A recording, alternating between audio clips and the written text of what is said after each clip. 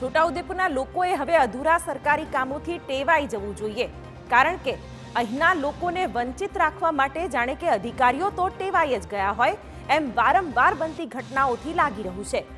પલાસણી ગામમાં કરોડો રૂપિયાનો બ્રિજ તો મંજૂર કરી દેવાયો, કામ શરૂ પણ થઈ ગયું અને દર વખતની જેમ કામ અધૂરું છોડી દેતા પ્રજાના ભાગ્યમાં માત્ર હાલાકી જ આવી છે। અશ્વિન નદી છે, એ અશ્વિન નદી પર જે 2.5 કરોડના ખર્ચે આરએનબી વિભાગ દ્વારા કોન્ટ્રાક્ટરને કામ સોંપી આ કામ શરૂ કરવામાં આવ્યું છે। આ સ્લેબડરનું કામ છે અને સાથે સાથે એપ્રોચ રોડ બનાવવાનું કામગીરી તેને સોંપવામાં આવી હતી। નસવાડી તાલુકાના પલાસણી ગામ નજીકથી અશ્વિન નદી પસાર થાય છે। સામે કિનારે આવેલ હોસ્પિટલ કે મુખ્ય સેન્ટર કહેવાતા નસવાડી જવું હોય તો લોકો ખૂબ મુશ્કેલીનો સામનો કરવો પડે છે। સમસ્યા એવી છે કે બ્રિજનું કામ અધૂરું છોડી દેવાયું અને હવે કોન્ટ્રાક્ટર સામે ભારોભાર આક્રોશ છે। પુલ અધૂરો છે, મારે ગામમાં બહુ તકલીફ પડે છે, મારે ખેતરમાં જવાનું, બે ત્રણ વખત ખેતર જવાનું, અમે કેટલું એ કરી બેઠીને જઈએ। તારે પુલ અધૂરો છે ને ગોવારોનું નામ દે, એ નહીં કરતા પણ ગોવારોનું નામ દેશે। અનેક સમસ્યાઓનો સામનો કરતા ગામ લોકોની તંત્રમાં વારંવારની રજૂઆત બાદ 2.5 કરોડના ખર્ચે કામને મંજૂરી મળી છે। અમારા પાછળ તમે જે બ્રિજ જોઈ રહ્યા છો એ બ્રિજ બનાવવા માટે અમે પહેલા પાણીમાં જ જતા હતા, પણ પછી અમે ઘણી બધી પ્રયાસો કર્યા, ઘણા બધા નેતાઓને, ઘણા બધા અધિકારીઓને લેખિતમાં રજૂઆત, મૌખિક રજૂઆતો કરી અને પછી આખરે અમારો બ્રિજ મંજૂર થયો।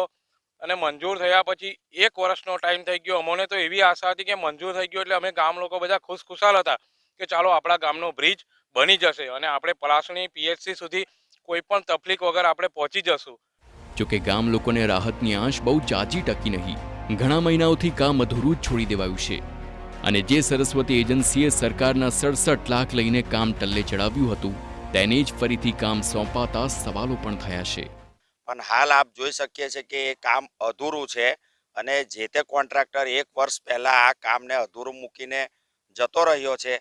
ફરી એ જ કોન્ટ્રાક્ટરને જો આ કામ આપવામાં આવ્યું છે તો એનું રીઝન શું જ માનવામાં આવે છે?